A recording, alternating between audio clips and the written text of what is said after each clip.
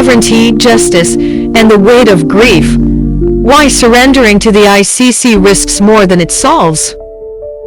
The death of a child is an unimaginable tragedy, a pain that carves itself into the soul of a parent and a nation. When such loss occurs under the watch of a leader like Rodrigo Duterte, whose brutal anti-drug campaign left thousands dead, grief naturally seeks a demand for accountability. But does this anguish justify outsourcing justice to the International Criminal Court (ICC), even if it means compromising the sovereignty Filipinos have fought for generations to protect? The answer is not simple, and the stakes extend far beyond one man or one administration. Grief is human, but justice must be rooted in principle. To those who have lost loved ones, the cry for the ICC's intervention is understandable. Pain demands answers. Yet justice cannot be reduced to a transaction where national autonomy is bartered for the illusion of closure. True justice requires more than emotional catharsis. It demands truth, due process, and systems that uphold the rule of law without foreign interference. The ICC, a court designed for nations, incapable of self-governing justice, operates under a mandate that inherently questions the competence of local institutions. By inviting its intervention, we risk legitimizing a narrative that the Philippines, a nation that overthrew colonial rule and dictatorships through its own people's courage, is incapable of addressing its own rules. This is not to dismiss the suffering of victims' families. Their pain is real, and their demand for accountability is valid. But justice must be pursued through frameworks that strengthen, rather than undermine, our democracy. If domestic systems have failed, the solution lies in reforming them, not surrendering to an external body whose priorities may align more with geopolitical agendas than the nuanced realities of Filipino society. The ICC's double-edged sword, precedent over people.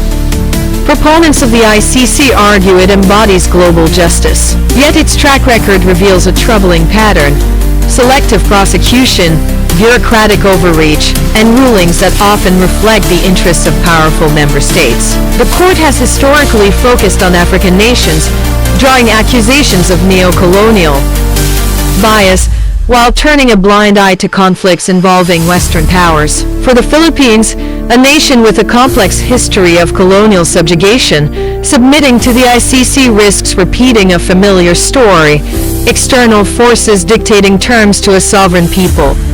Moreover, the ICC's involvement sets a precedent that could erode national autonomy for generations. If today we hand over a former president, what stops the court from intervening tomorrow in matters of domestic policy, resource disputes, or counterterrorism strategies? The ICC's authority, once accepted, becomes a lever for foreign influence, diminishing the Philippines' ability to govern itself. This is not speculation, it's a pattern observed in nations where international bodies have overstepped, often leaving chaos in their wake. Duterte's war on drugs, a symptom, not the disease.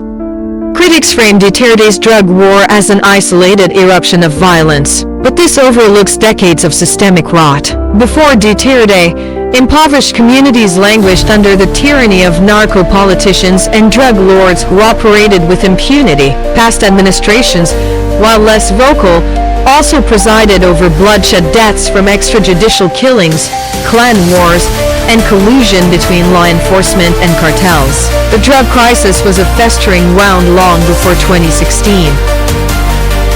Sovereignty as self-determination, a legacy worth protecting. The Philippines' history is a testament to the fight for self-determination. From resisting Spanish colonialism to ousting the Marcos dictatorship, Filipinos have repeatedly asserted their right to shape their destiny. Surrendering this hard-won sovereignty to the ICC dishonors that legacy. It sends a message that the nation lacks the maturity to confront its own demons, a notion that undermines the very reforms needed to prevent future atrocities. Accountability can and must be pursued domestically. Robust legal actions, truth commissions, and institutional overhauls are challenging but necessary steps. If the current system is corrupt, then the answer is to cleanse it, not outsource justice. Imagine the precedent: If every nation relinquished its leaders to external courts amid controversy, what remains of democracy, of a people's right to debate, judge, and redeem their own? Conclusion: justice without surrender. The call to involve the ICC is born of desperation. But desperation is a poor counselor. Grief, however profound, cannot dictate the fate of a nation's sovereignty. The global order is not a benevolent entity. It is an arena of power struggles where weaker states often pay the price. To accept the ICC's jurisdiction is to gamble with the Philippines' future autonomy and to risk a world where our grandchildren inherit a nation stripped of the right to govern itself. This is not a defense of Duterte. It is a defense of principle that justice must be served without sacrificing self-determination. The drug war's victims deserve more than symbolic trials in distant courts. They deserve a Philippines where institutions work, where leaders are held accountable by their own people, and where sovereignty is not a bargaining chip but a sacred trust. The path forward is arduous, but it begins at home in the courts, the streets, and the conscience of the nation. To kneel before the ICC is not justice. It is surrender. Join the truth movement. Comment your thoughts below. Like if you value fact-based reporting. Share to fight misinformation. No fake news zone. We verify every story so you get #real facts, not fiction. Stay informed. Stay empowered. Subscribe for more uncensored updates. Follow at your channel name on socials.